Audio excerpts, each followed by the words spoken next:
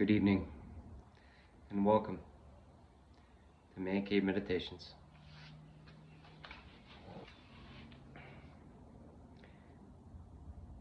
I hope this finds you well, and I realize that it's only been a couple days since I last posted.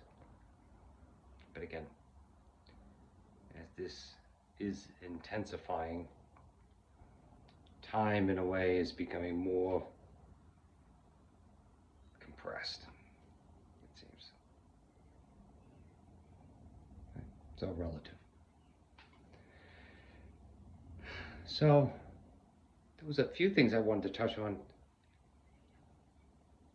One, as many of the podcasts and,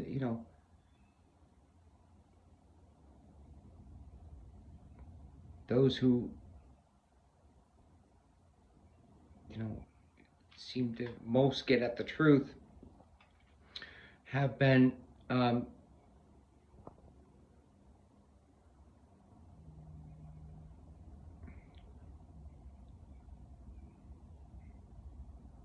getting at more and more the fact that this whole disease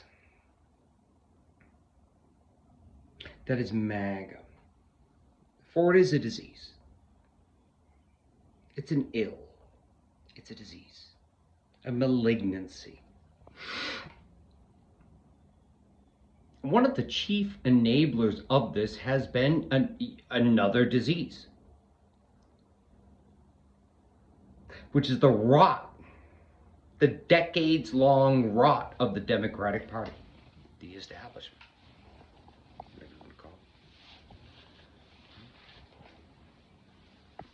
The party of FDR, the once proud legacy of FDR that built its foundation upon doing good for the common man.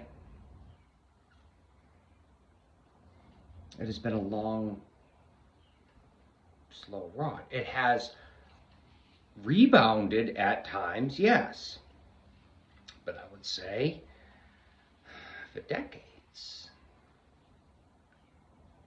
It's been a rot. And in a way, it's its own disease because it has beholdened itself to the worst of our society, the big moneyed interests, which continue to fund it and allow it to remain oblivious within its own bubble.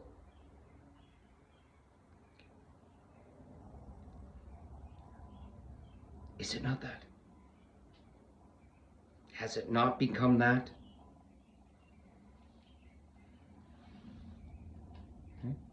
So it's simply, all the big moneyed interests, it just allow it to keep kind of going on like this putrid thing.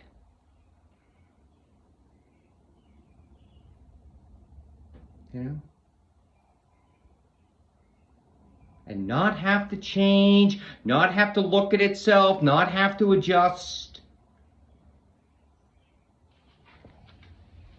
I guarantee you right now, Chuck Schumer and his blind eye, he probably, in the establishment, they probably have an idea of like, yeah, we're going to put Alyssa Slotkin forward as the next candidate. Madness. But in their eyes, again, no one is ever wrong given their own model of the universe.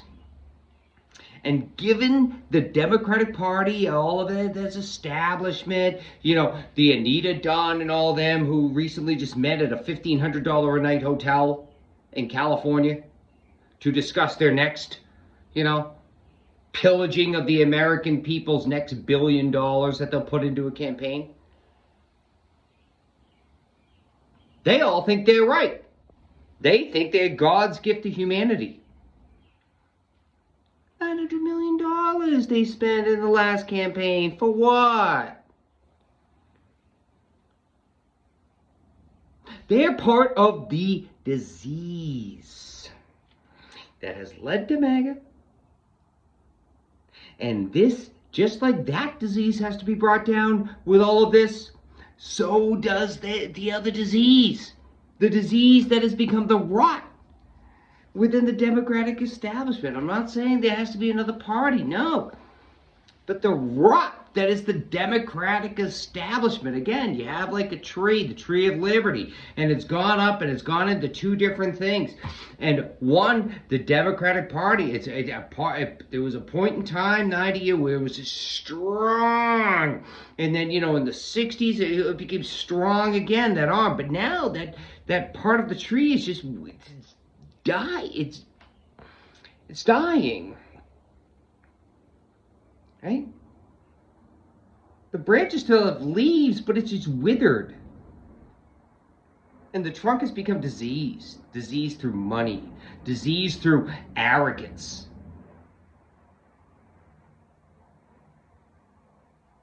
And this whole diseased part of the tree has allowed the other disease to come to be.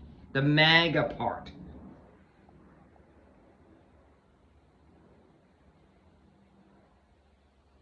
For as the light recedes, so that gives the opening for the darkness to be.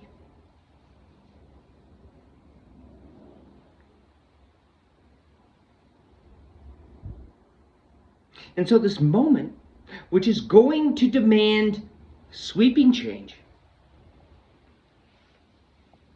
the fear is that this one side, this one diseased part of the tree is going to simply wait and say, oh, well, the other part's going to be bad. Right? The American people, they're just going to come right back to us, right back to our disease. No, both diseases need to be swept away. They both need to be swept away, brought down. Change must happen. Both diseases. Right? There must be a renewal. Right? As if you come in and, the woodcutter, they cut both diseased limbs because there are two limbs. One has allowed the other to be, and the other has allowed the other to be. And the true healing will come when both of these limbs are cut down, or these parts of them are cut down, and they're allowed to grow again. And this must be so. And in addition to this, the messaging, it must be of what, because people, they know things are wrong, and it's going to be, called from the mountaintops that things are wrong, but again, people are going to be saying like, okay, yeah, we know things are wrong. What are you going to do? What are you going to do?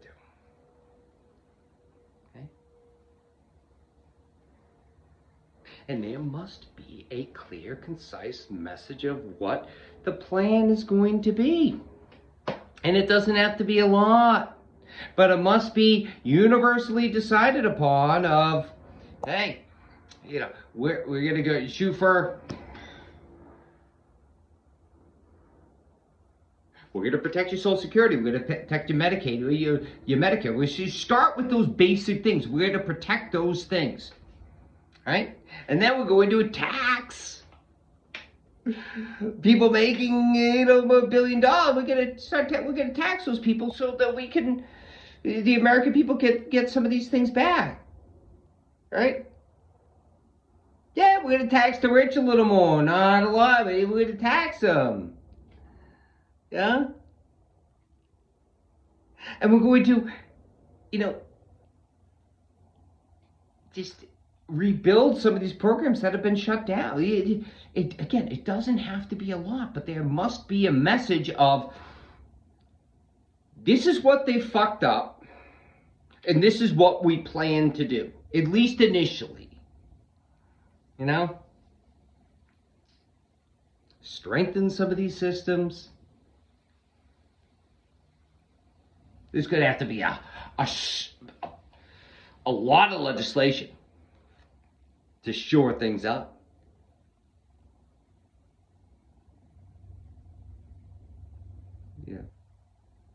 the degree of which is much more than could be contained in this video. Plenty of the videos for that, but yes, a lot of legislation to shore things up. And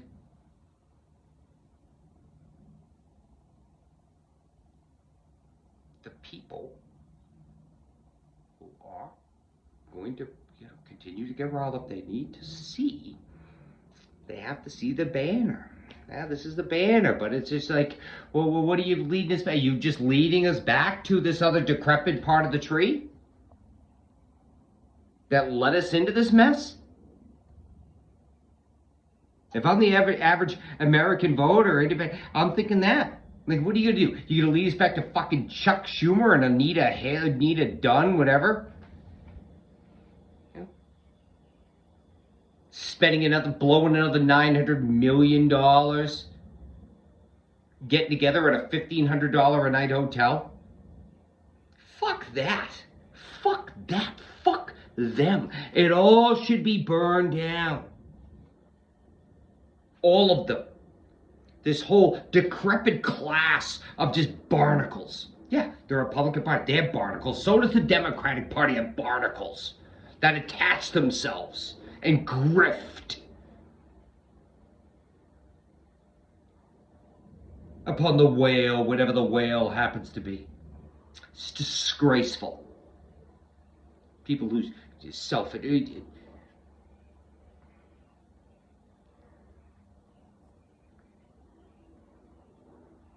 It must be renewed. The water must flow.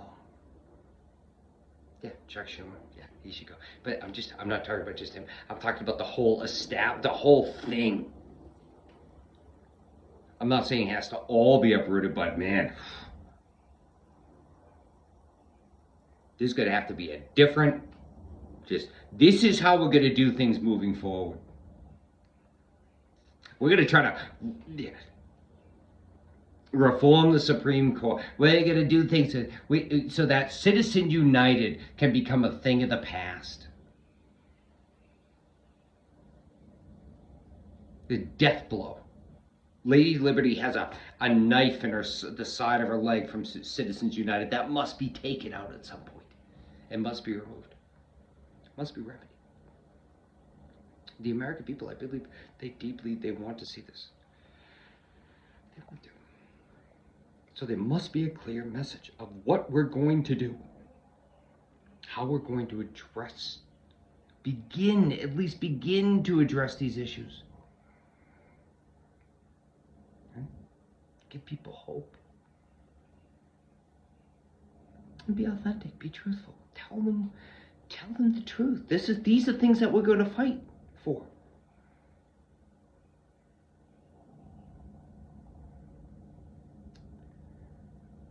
That's key. And the last thing I was going to talk about, I've been hesitant to bring this up, but here it goes.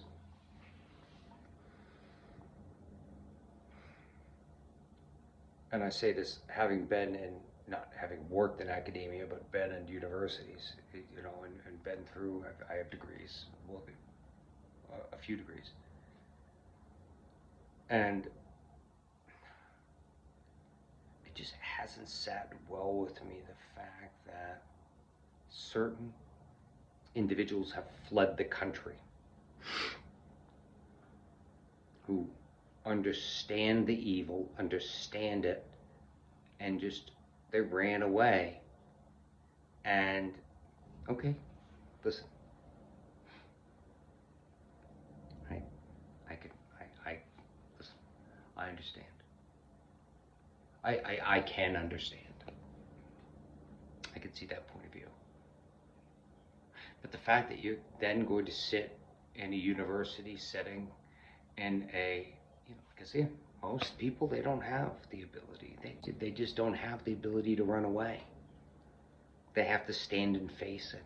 So the fact that you're going to turn around and be in a Zoom call, in a, whatever it is, a podcast call from another country's university setting where you just took another nice job. And again, I'm not saying you don't deserve it. I'm not saying anything like that. You haven't worked for it. You know?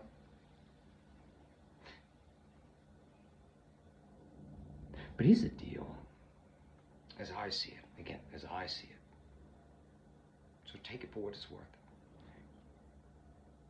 If you can't stay here, especially as one of expertise, and one who has, made your life's work a matter of speaking out against these things of fascism and studying these and understanding these things, what message does it send that you just run away once the fire starts to just not engulf the house, but just start to come around the sides? Well, the vast majority of the country does not have that option. You run away and you're going to talk to us about it from another country?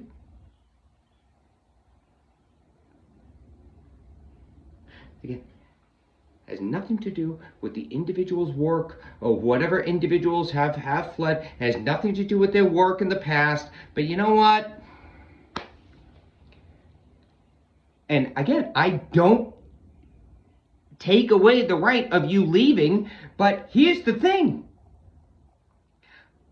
At least in my opinion, as an American citizen, one who, yeah, sure, I guess I could pick up my family and leave, but why? It's my country.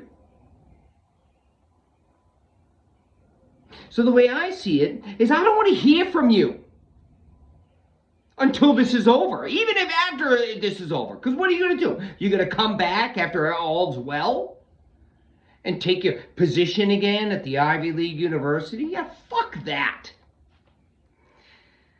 Sorry. Fuck that. Now is the time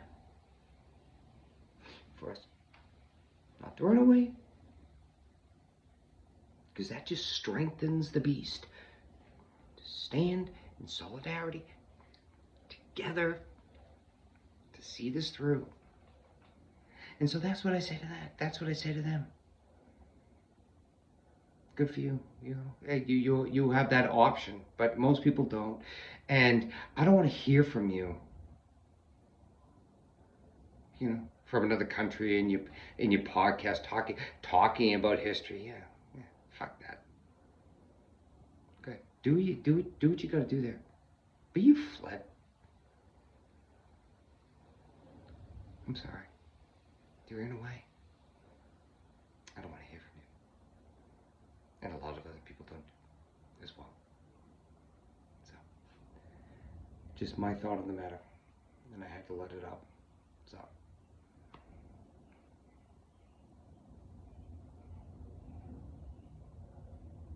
Lots of love. God bless. We will get through this.